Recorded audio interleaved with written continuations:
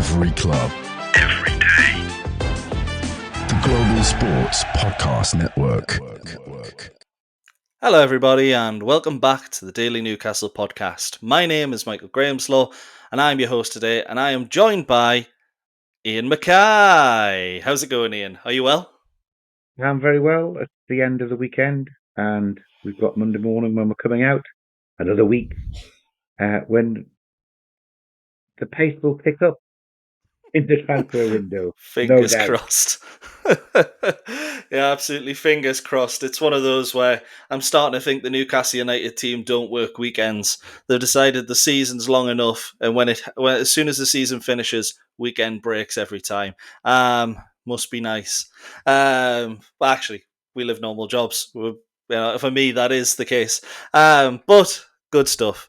Going to discuss a few things that have actually happened over the weekend, starting with news that came out about 2 minutes after you and Joanne recorded the last episode about Anthony Elanga, and then we'll move on to some other news that's come out. But to start off, the news that Newcastle United had bid 55 million for Anthony Elanga.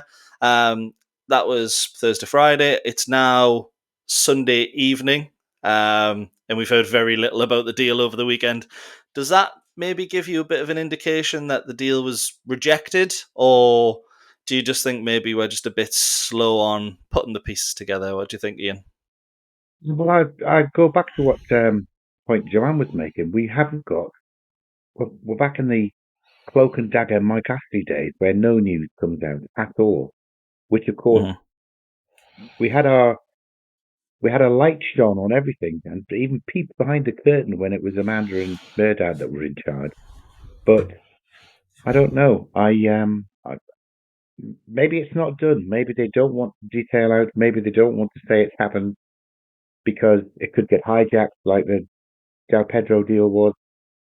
Yeah. But from what I understand, and it was what we were asking for on Thursday night when we were recording, that we bid 45, we bid 50, and we were just saying, look, £5 million that they're after, then bid 55 plus extras. Let's just get the deal done, because it seems like penny pinching. I don't think there's any doubt that Elanga himself is quite keen for the move. He seems to be 100%. Facebook friends with half the Newcastle squad. And of course, for him to be linking up with Alexander Isak at a club level would surely cement him in the Swedish national side for the next 6 or 7 years as well. So I can understand, even if it's not just for dancing lessons from Willa Sula, why Elanga would like to come. I've heard various reports that the 55 million has been accepted. Yes, I'd heard but that. They're just ironing out the way it stays. We want to split it into installments because it will give us a little bit more to spend this summer, which is fair enough. Do they do that on a? You'd think if it was trying to get Elanga in for the start of pre-season tomorrow morning, that they would be working on the weekend to get that done. Because I don't think till it's done, he doesn't come up to Newcastle and have his medical, does he? No, absolutely not. We are faffing about a bit, I think, but we're not privy to the details of the deal.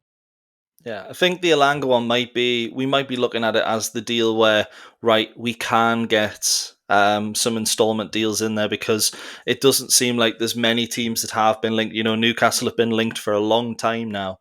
Bids are coming in, and it doesn't seem like many other teams, if any, are willing to go at that price tag for Elanga. So it might be one of those that the team's identified and gone, well, actually, we can get the installments here instead of, let's say, Giorgio Scalvini, where 30 million, it seems everyone seems to be jumping on that. Not that an actual bid's been put in by anyone, but if you believe the rumours, everyone's interested in that. Before we get to him, I do want to say I hope the bid for Elanga hasn't been rejected. We are reading that it is accepted, but if it's been accepted and we still ironing out parts of the deal, it hasn't yet been accepted in my mind, because there's always a way it can go wrong. Hopefully, we're just waiting for Forest to sign a replacement. they did sign someone over the weekend, Brazilian striker. So potentially that might open up the way for Elanga to go. But it does seem that a player has gone very quiet over the last week is the James Trafford signing. Various sources do still seem optimistic, but what were you going to say, Ian? Just before you get into James Trafford, which of course we can talk about, did you read that the one of the sticking points on the initial Elanga bid was that they wanted Jacob Murphy to form part of the deal? Yeah, Did he I put his don't. foot down at that? Do you think that's Yeah, true, or is that something that they can speculate about when it's already been withdrawn, so it could just be made up?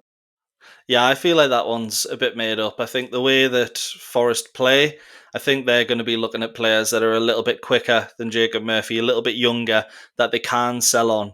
You look at their transfer policy, it's a lot like ours, where they like to bring in young players and push them forward. I don't think Jacob Murphy would be part of the deal, but let's be honest, if Newcastle offered Jacob Murphy as part of the deal, I think Forest would have been foolish to turn it down because he's an absolutely fantastic player, one of the only players that's got a better goal and assists per minute ratio this season than Elanga. So ideally, from a Newcastle perspective, I want to keep him, and I think Eddie Howe does as well. So I think maybe that was just paper talk. I imagine it was probably set up on the Forest side rather than the Newcastle side. But yeah, just a rumor for me. But what did you think? I, I I thought he was too old, Mm-hmm. but then he's ready. He's ready to go in the first game for them to replace True. Elanga. Um, he is fairly rapid, old Jacob Murphy, anyway. But yeah, I just thought, I mean, I thought he was too old, but then I remembered that they bought Chris Wood at around about the same age, and he was fabulous for them. So I don't know. I didn't think when Newcastle would go for it though, because buying Elanga doesn't solve one of our issues. There, we're still a right winger short if Murphy goes in the other direction. Yeah, it'd be foolish for it to So sell yeah, Murphy. Well, sell Murphy in that deal. I am. I was a bit. What's the word? I didn't believe it because kind of after it's already been discussed and rejected, and we didn't hear beforehand. Yeah. So I think that might just have been, I don't know, fantasy for somebody. Yeah, I I mean, I hope could so. see why Forest fans would want to make the fantasy up of, oh, well, we'd get Jacob Murphy because he's just had the season of his life. He's been fantastic. But on with players who've had the seasons of their life. Obviously, we just mentioned James Trafford, record Mm. beater in 2024-25. Sources still seem very optimistic that a particular deal may happen. I'm starting to think those sources might be red or brown because I'm literally not hearing anything from anything solid. Things have gone very quiet, but maybe that's just the pessimist in me. What do you think, Ian? Trafford's still there to be done? Well, I I keep going back to one of his old pals from his Burnley days, Nick Pope, Yeah. putting that message, thinking he was sending a private message on Instagram. See you soon, Stagger, which actually was a public message. So I think it's done. But why it's holding up now, I've no idea. Unless Trafford's been away on holiday for 10 days or something. It It's could be plausible, something as yeah. simple as that. Yeah, it's definitely something that's plausible. It's one of those where we have seen the rumors, and to be fair, it is prime holiday season for players. Now players are back in preseason training. Maybe we'll start to see a little bit more. But yeah, it's an odd one for me because it's one of those that feels like it should have been wrapped up weeks ago.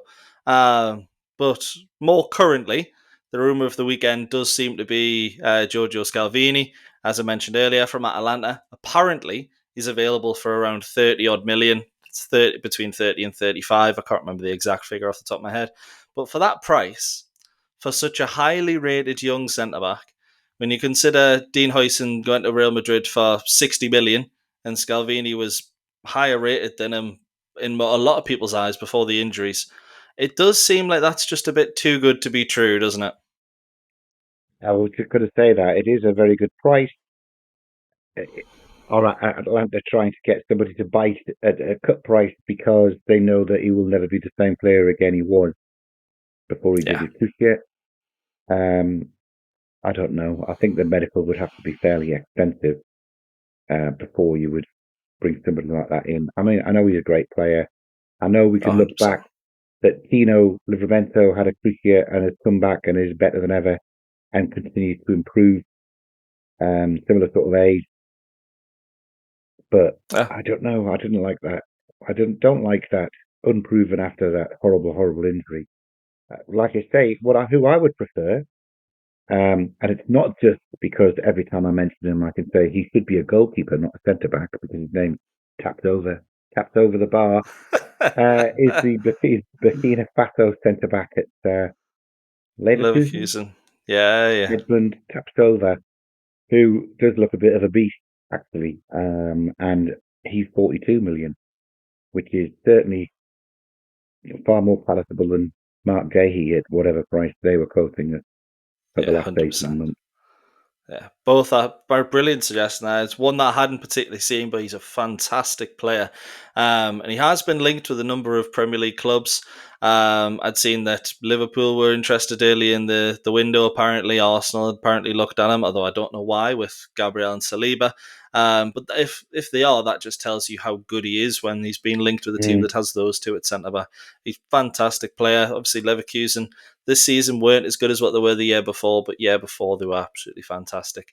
So yeah, I wouldn't mind Tapsoba at all. What I would say is, sorry, go on. I was going to say, so the other one that I heard mentioned again, and I know we talked about him. We talked about him a little while ago. I think because you had heard that he was signing for Como, was that Malik Chow? Yes. He's about 20 million though, and I think we should definitely be interested at that price to see 100%. If he would prefer Champions League and the English Premier League rather than newly promoted Como in the Italian league. Yeah, that's the thing. Como are basically the us of the Italian league at the minute. They're the ones with all the money coming through. They've got good aspirations. They look like they're going to do well, but it's one of those where he has said that he wants to sign for a Champions League club. And if a Champions League club comes in, he will sign for them. And the deal is apparently held up because of that. So that's exactly what I was saying. That's why he hasn't signed for Como. He's stalling to see who else might come in for him.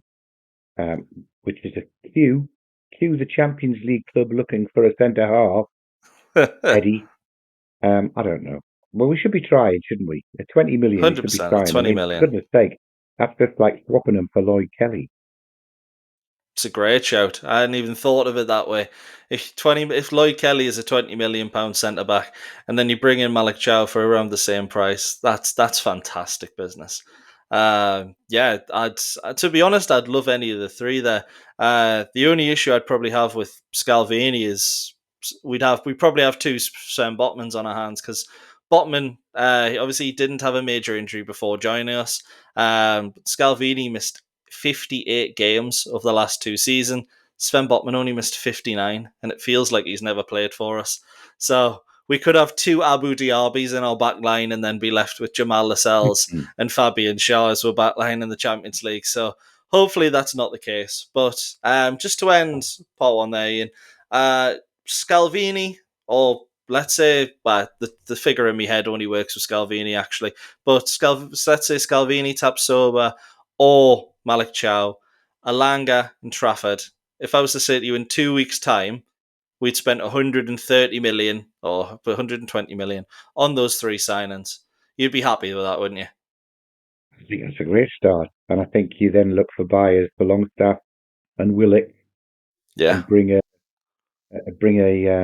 midfielder in, and probably a European up and coming, and the next Hugo Ekitike at 20 million out of Europe to understudy Isaac. I know we don't get Ekitike now. Do you know what? It did occur to me that if we could bust the bank, wouldn't it have been funny if we could have pinched Gyökeres off Arsenal and actually end up with the whole of the Swedish front line?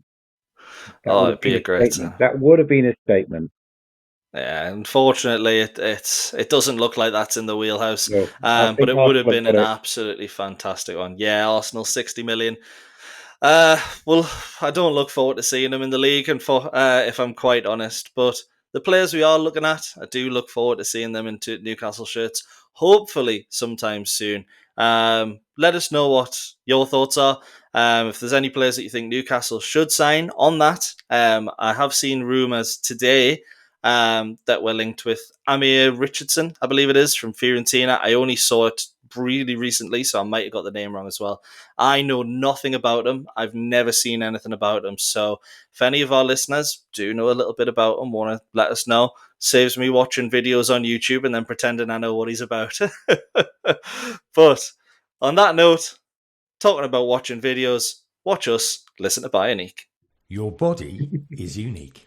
And Global Sports Podcast Network has partnered with Bioniq, the world's most personalised supplements. Bioniq provide 100% tailor-made supplements designed to deliver precisely what your body needs at exactly the right levels to optimise your health. No guessing. So click the link in the show notes. Use the code GSPN2025 for 40% off your first month's subscription. Bioniq. Don't settle for off-the-shelf solutions made for just anybody. Get what's right for you right now. Absolutely fantastic. Hopefully that actually plays for the listeners this time, because there was a solo pod I did last week and I'm there during the advert messaging Iain, making sure everything's okay on his end. It was the one where you're a little late, and then I checked the YouTube comments in the morning and you've gone, I love the silent adverts. I'm sitting there going, what's going on? What have I done? So yeah, hopefully that one plays that time. Bioniq, I'm not paying it twice for you. The next night, Michael, I was playing the Bioniq advert, and I couldn't hear it in my headphones. Oh. So I started talking halfway through it about, well, I can't hear that, so I'm not sure it's actually. And of course, it was recorded. So it's all fun, all fun. Hey, Yeah, it's more people live, talking about Bioniq. when it's recorded live, you don't need an outtake tape or anything. You just see the outtakes as they're happening. It's always funner to do it live. But yes, to follow up on what we've just been talking about, I wanted to mention some right wingers who we've been loosely linked with and seem to be on their way elsewhere. The first of all was Noni Madueke. Looks set to sign for Arsenal. A versatile winger, can play the side predominantly on the right. For me, that feels like a really weird signing, because he's not first choice at the Gunners. That's Bukayo Saka. And unless they're going to put him on the left wing, where he's played a lot less, could still be great, but it's a risk. You've also got Ethan Nwaneri in behind. And he's God's gift to Arsenal, according to Arsenal fans. So for me, it doesn't really make too much sense, but it's another Arsenal signing from Chelsea, which is, well, I'll get to that later. How do you feel about it, Iain? Madueke is weird because if they're talking about Nwaneri, I think he's struggling to get a contract agreed. I had seen that, yeah. I know he's only 18, so he wants his first big professional contract, and he probably says, "Look, I am brilliant, so I don't need you to put me on 20 grand for the first couple of years. I want to start with a big buck straight away." So he could go, yeah, probably to Chelsea. But yeah, Madueke is a strange one, certainly. I think he's a good player. I do. Well, certainly, he's been England's top man against Andorra. I think would be fair to say. Yeah, I'd agree. International.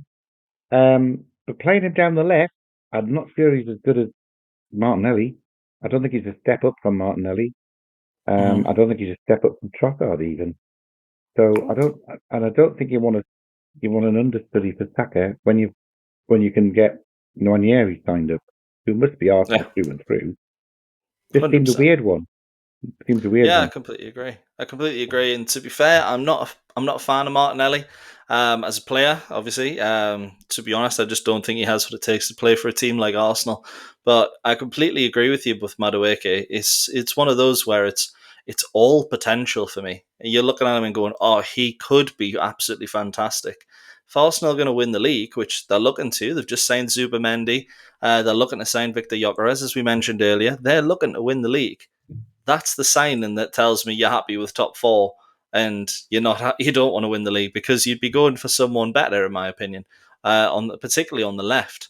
Well, the other name they're talking about, Michael, is which is a statement signing, which does put them in the category of definitely going for league champions, is Eberechi Eze at Crystal Palace. Now that is somebody to take over from Martinelli and really elevate it. 100%. You know, him or Anthony Gordon, like you're taking the two best left-sided players. And I know Eze's played a lot in the centre for Palace, but he's a killer going down the left as well.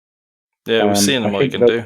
I think that they go for Eze, and then they hit Gordon if they're trying to get left wingers out of the Premier League. I just don't see where somebody whose place is under threat at Chelsea on the right wing could possibly be a solution for that. Maybe they're really out of money. Maybe it could be one of those, but the thing is, for me, is they were linked with Rodrigo from Real Madrid for ages, and you're looking at it and going, Club World Cup. He's the last 4 games. Rodrigo started on the bench, and in that climate, if you're going to be used, you'll be used. You'll start games because realistically, it's very hot over there. I certainly couldn't play football over there, and I've seen teams from Atletico Madrid complain about it after 90 minutes. So I can only imagine this far into the tournament, Brazilian players who are used to a hot climate not getting barely any game time. And Jude Bellingham, who's English, will be surprised if he can handle 30 degrees. It's one of those. I know he's plays in Spain, but it's really weird, and it's one of those where I think he's on the table. But I don't think Newcastle would ever have a chance to sign him, obviously. I don't think we're at that level yet. But if you're looking at Arsenal, you're thinking, surely we can get something out of him because he can play either side, he can play up front. He did fantastically against City in the Champions League a few years back. It's a really weird one. And then to move on, another one that I think is really weird, Mohamed Kudus. I like him. I think he's a very good player, but he's told West Ham he wants to leave. He's told West Ham that he only wants to go to Tottenham. And it looks like West Ham want 85 million for him. Surely that's too expensive, right? 85 million for Kudus? Well, I know that was we were linked a month ago, weren't we? And that was the price that was being quoted.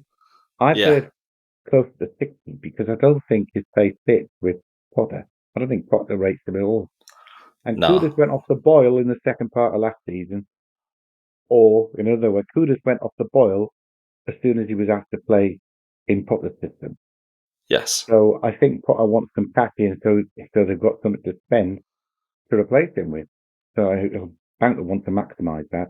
He's a great player. He wasn't great last year, but I think change of club is what he needs. Why Tottenham? I'm not sure. It's strange, isn't it? Maybe it's one of those where it doesn't want to leave London. Maybe quite likes Thomas Frank. What he's done with Mbuemo, can see him maybe replicating that. But yeah, for me, 85 is far too expensive. I think Spurs would probably want to go elsewhere. I imagine if he's at that price anywhere near, he'd be the replacement for Sung Young Min. And you do need a big name for that. But the starting bid was 50 million apparently. So I can't see it happening if the distance is that far. If it's closer to 60 million, like you said, then maybe they'll work something out. But just want to look at the 3 deals that are potentially going through for right wingers, and we'll say Kudus at 60 million because I think it blends it a little bit better, to be honest. But Noni Madueke, 45 million, Anthony Elanga, 55 million, and Mohamed Kudus for 60 million. Which one of those do you think is providing the best, should I say, value for money? Because I don't think Kudus does, even at 60 million. But I think for what we get, I generally think Elanga is in company with those two much higher reputation players.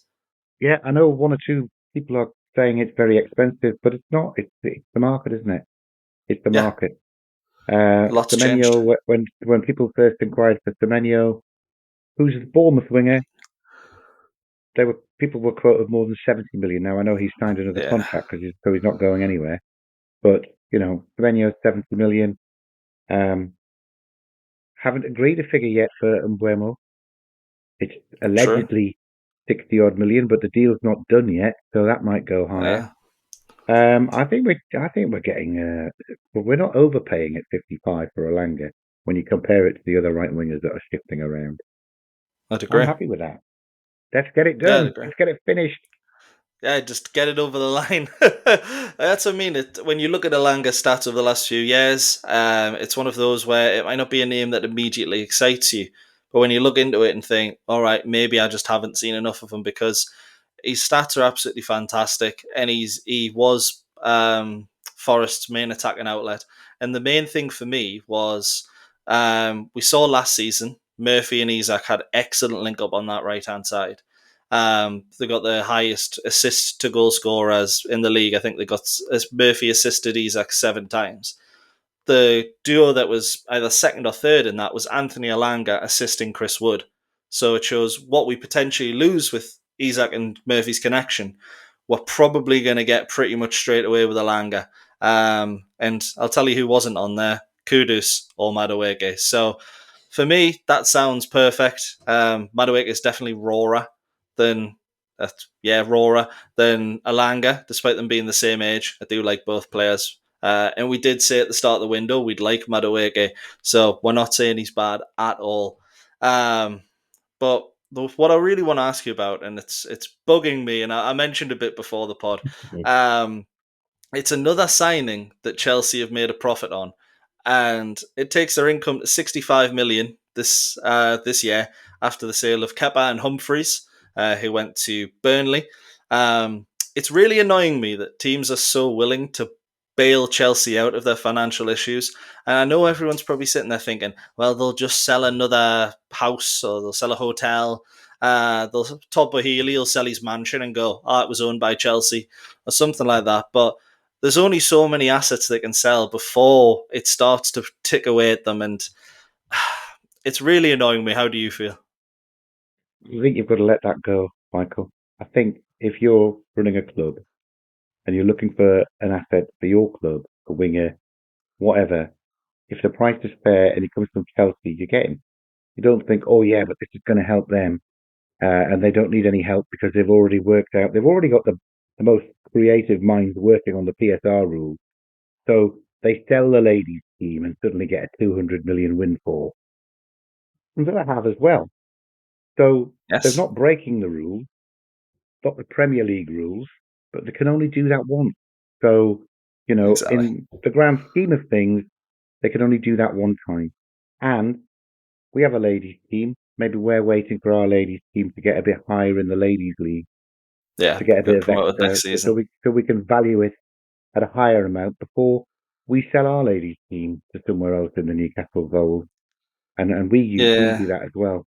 So I don't think you've got to resent teams buying players off Chelsea, because that team first and foremost is looking for a reserve goalkeeper or a right winger that they can replace a better left winger with. For whatever reason, Arteta wants him. I know you're right, and I know you're talking sense, but it just annoys me. So I'm going to take 30 seconds to cool. Oh, it is very annoying. But I'm going to take 30 seconds to cool off, and can you give me the second advert of the episode, this time from Zencastr? Do you have a story to tell that the world needs to hear? Have you struggled with reaching new audiences who are engaged with your story? It might be time for you to start a podcast. Let me tell you about a platform we use here at the Global Sports Podcast Network. Zencastr makes it easy to start a high-quality podcast built for growth from day one. With 4K video recording from your phone and AI editing that automatically removes ums, ahs, your nose, why eyes, and get away your buggerman. 22 other speech patterns, Zencastr makes it super easy to start a podcast that sounds great. Ready to tell your story? Check out the link in the show description to learn more about Zencastr. Absolutely fantastic. And if you're not from Newcastle and you had no idea what the last two phrases Iain said was, it's because Zencastr has previously removed them. But we'll make sure you hear them next time. So in this part, I said we were going to talk less about Chelsea. I'm actually going to talk about them more. Might as well make this the daily Chelsea podcast at this point. But I'll keep it short. So the new UEFA fines that they've been basically putting out for breaching their financial fair play regulations. This isn't PSR. It's because of the percentage of a club's income spent on the first team squad, the squad cost ratio, basically the fees and wages. For us, it's around 69%. For Chelsea and Villa, it's above 80%, which is against UEFA's rules. So Chelsea's fine also includes because they were using hotel sales to try and boost income, which makes me feel a little bit better. But Fabrizio Romano reported the fees of Chelsea being fined 20 million, Barcelona being fined 15 million, Lyon 12.5, Aston Villa 11, and Roma 3 million. Other sources have said it's higher for Chelsea. It could go up to 91 million in 4 years if Chelsea don't book their ideas up, apparently. But I'm no financial expert, but over 5 years, 91 million, it sounds a lot to Newcastle fans, but when you're Chelsea and you're spending less than that, more than that, on Romelu Lukaku and 55 million on João Felix, I don't think that fine's enough of a deterrent. What do you think? Because if I'm Chelsea, I'm just doing it again. I don't think finding the richest clubs in the world is a deterrent. No, absolutely I not. think, well, if it's close and they've just gone over, maybe a fine is relevant. If it's just a completely flagrant breach of the UEFA rules, i.e., selling a hotel when you're particularly not allowed to sell a hotel, then the only sanction really that's going to have any effect and make you not do it again is a ban from Europe. Yeah. And that'll hit them where they get hit most, in the pocket. No Champions 100%. League income for a year, or in Villa's case, no Europa League income for a year. I think that's a deterrent, and that will have them all playing the game on it. Yeah, 100%. No good finding loopholes that only work because the Premier League wants to keep this top six in the top six position, when it's not complying with what UEFA want for the wider game in Europe. I just don't think fines are. I mean, a 91 million fine is a huge amount of money. If that comes off the money they're allowed to spend, and they can't just write it off as a loss, or take it out because it's a fine, it's not proper sort of trading loss, then that would be a disincentive. But 20 million for Chelsea? No, come on. Absolutely not. I think when you look at the...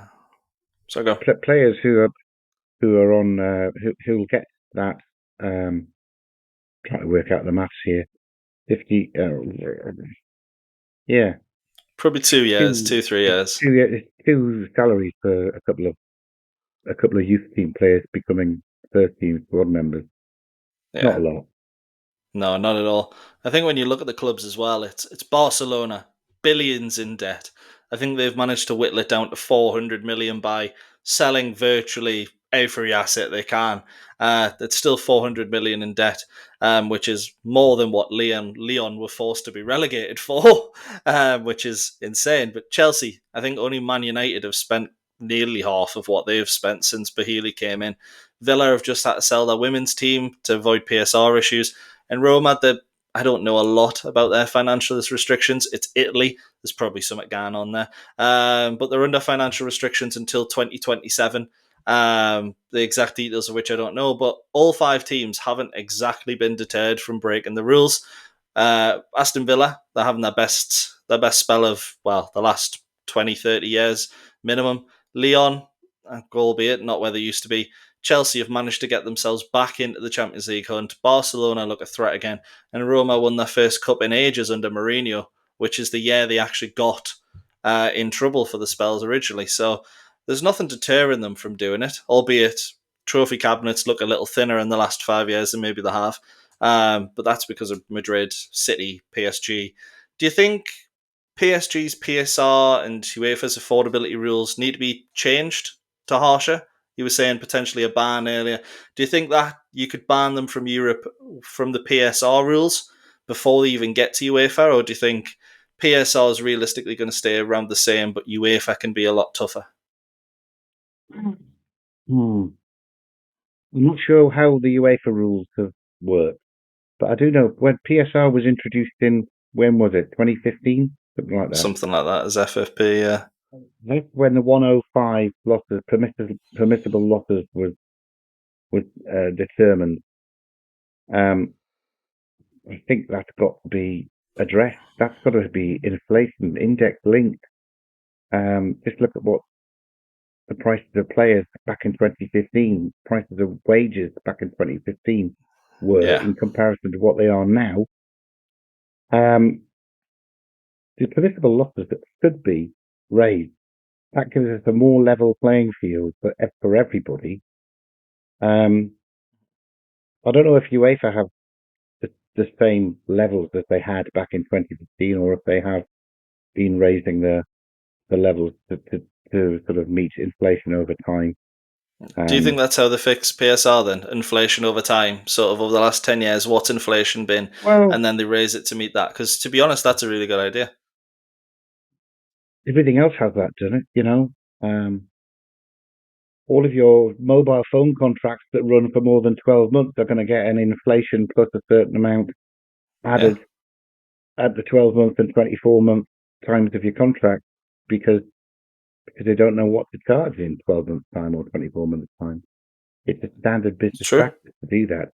So it's ludicrous that this 105 was set 10 years ago and no one thought, oh, look, everybody's costing at least double what they would have done back in 2015.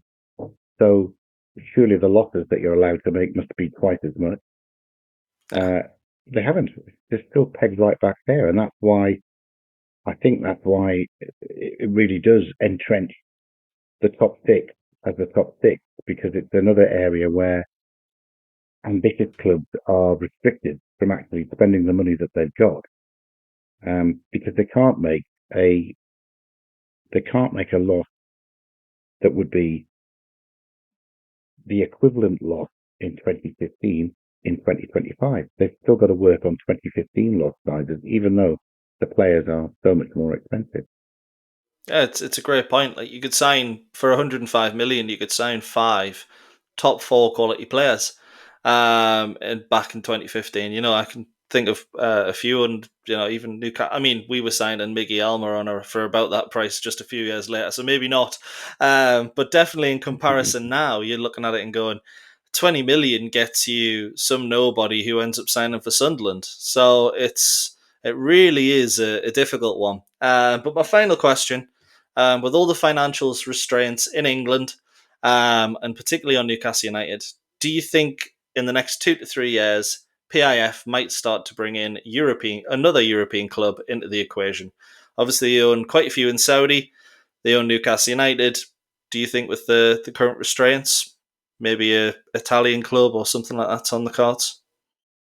It's always open for them, isn't it? But then there are other considerations in terms of what consistency clubs can play if they've got shared owners. We've seen the difficulty that Palace have got into about whether they can play because their owners tied in with Lyon.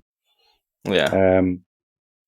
There's all of the Red Bull clubs that have to be very careful that they're entered into different competitions. They made you, Michael. They made you. But what a lot of their money has been spent on, though, and this seems ludicrous to me.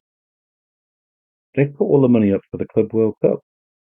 That huge pot that is being up amongst, let's be honest, it's between Man City, Madrid, Bayern Munich, Chelsea, those kind of clubs. A few others maybe.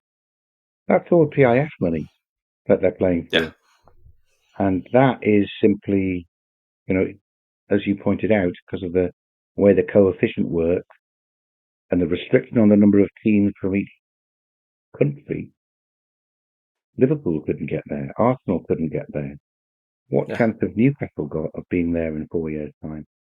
Very, very slim, I would say. So PIF will be putting another 100 million into potentially Man City's coffers in 4 years' time. And that's all pure profit. That's that championship winnings. That will be index linked. So if it was 100 million this year, in 4 years' time, it'll be 150 that they get for winning it. Yeah, exactly.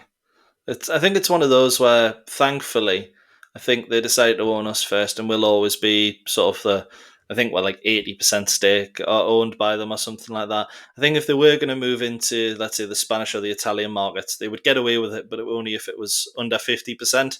If you think City and Girona in the most current Champions League stage, that was only they could only do that because they had a 47% stake in Girona, but 100% in Manchester City. So if it does happen, it'll be one of those where I think they do that. But for me, I generally can't blame them if they do, because the Premier League and everyone else is doing so much to stop, and maybe it is a good thing, stopping state-owned clubs from, spending their money. Even the likes of Villa, they're stopping them from spending money, and it does preserve that big six, but it stops competition.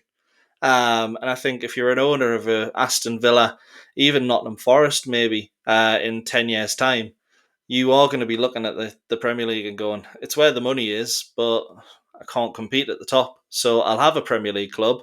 I'll keep them firmly mid-table, like Palace have, and then I'll try and win the league and get in the Champions League with other teams. Just like was it John Textor with Palace, Leon? He's got Botafogo as well, his company. So it makes a lot of sense on that side. But yeah, it's one of those. Do you think the multi-club stuff should be banned? Or is it something that, it's just part and parcel of football now? Well, I think there's a limited amount of people who've got cash that they can put into a club to make a big difference, to actually make it competitive on the world stage. Yeah. And the guys that have it have got a lot of money, like PIF. They could own 20 clubs, if they particularly wanted to. I do think that the multi-club structure could be very helpful in terms of developing football in lower ranked European countries, and in covering talent from those countries that could be filtered through into the top ranked countries more quickly than waiting for some scout to find who it is that's playing in Belarus, for example. 100%. But all of that's up for them to decide. I think it'll just happen. We certainly don't have any input on it. Oh, 100%. We'll just wait for it to happen and then moan about it afterwards, Michael, like we normally do. All right, sounds good to me. And on that note, that is all from us today. I hope you've enjoyed today's episode, which was 198. Yes, we are just 2 away from episode 200, and it was less than a year ago that we actually even got started. So fantastic stuff. Hopefully we'll have another 2,000 to give you in the future. But for now, you'll just have to wait till tomorrow for the next one. Every club, every day. The Global Sports Podcast Network.